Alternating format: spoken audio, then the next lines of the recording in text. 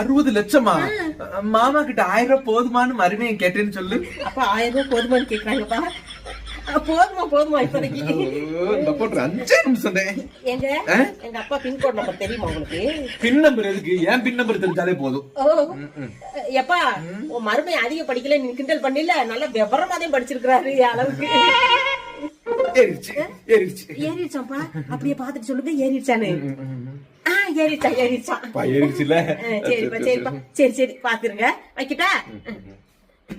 ஏமா மாமா ஒத்தையிலே போய் அந்த காசை வாங்கிட்டு வந்துருவாரா, இல்ல நானும் கூட போட்டுமா? அதுக்கு லாட்டரி அடிக்கட்டுங்க. உங்கள்கிட்ட காசை வாங்கிதானே இந்த லாட்டரியே எடுத்திருக்கு. இப்ப அடிச்சா பம்பர் பரிசு 60 லட்சம். அமுக டுமுக அமால் டுமால்.